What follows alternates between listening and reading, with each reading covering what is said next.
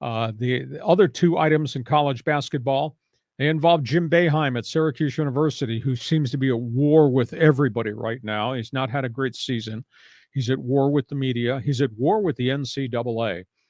He said at a press conference last week that he blames the demise of college basketball on what Mark Emmert and the NCAA allowed to happen: transfer portal and the NIL. And he says there's too many schools, quote, using money to buy basketball players, and it's not working. It's not working at Pitt. It's not working at Miami. It's not working at West Virginia, et cetera. So he's been railing on that. And then he stood up before he walked out of this press conference. He said, "You don't believe what I say?" Because he's always telling the media what he thinks is law. "You don't believe what I say? Go ask Mike Krzyzewski. Go ask Jay Wright why they quit, why they walked away from basketball at Duke and in Villanova, two Hall of Fame guys."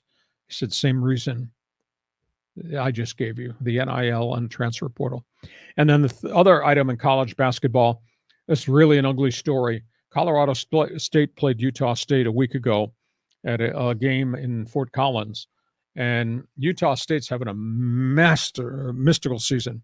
They have a guard from Ukraine. The kid's playing very well. And as he was getting ready to take a free throw, the fans in the end zone seats in Fort Collins at Mobley Arena just started hassling him and started chanting "Russia, Russia." And it was awful. And the coach, Utah State coach, pulled his guys off the floor. Colorado State coach went haywire what his fans are doing. I'm waiting for the Mountain West Conference to maybe hand down some type of financial discipline to Colorado State.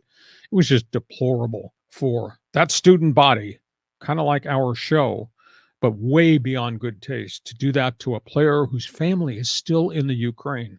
Think about that. And Nico Medved apologized profusely to the coach, to the player, and to Utah State University.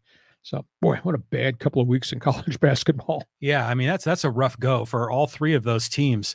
You know, just thinking about Boeheim's comments, and you're saying, ask Krzyzewski, what he thinks of the NIL and the transfer portal, or Jay Wright. Well, these are all the blue bloods. These are all of the top, not franchises, but universities that have dominated the sport for decades. Well, now suddenly these mid-majors are getting more competitive because they have access to the guy that maybe was on the, I don't know, let's just say the Syracuse roster, but didn't get very many minutes. Now they're transferring into, I don't know, someplace in the Mountain West, and they're one of the stars. So I think this transfer portal thing is, in my opinion, good for the sport. Agree or disagree? Well, I'll buy what you say about the Mountain West, and because I feel that the whole chemistry of the Mountain West Conference, the landscape has changed because everybody's getting guys out of the transfer portal who can play immediately. Mm-hmm. And you raise the real valid point. My backup center at Syracuse is not getting any minutes, goes into the portal, and he winds up at Wyoming. Yeah. Or this point guard was not playing very much on the East Coast, and all of a sudden he's defecting from Kentucky, and he winds up at Colorado State. They got a star. I mean, if you go through the rosters, there are D1 transfer portal kids that are all contributing to the Mountain West schools. That's why winning on the road in the Mountain West has now become hard, really hard. Just ask San Diego State. So I think the portal has helped.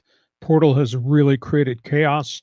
And to be honest with you, John, I just don't know how you can keep up with the NIL when those schools in Texas or these guys on the East Coast, the Kentuckys of the world, have got so much wealth to go get any recruit they want.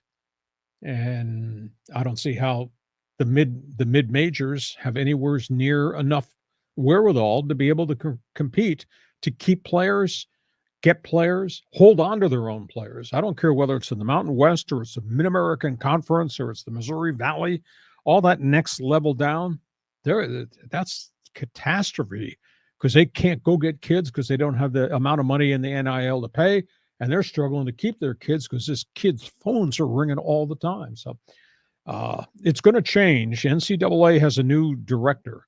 It's going to change, and the transfer portal is being reshaped as to when you go in, when you come out. It can't be the Wild West anymore, but I kind of agree with Boeheim on this. I think it's created just terrible, terrible chaos. in college basketball. Last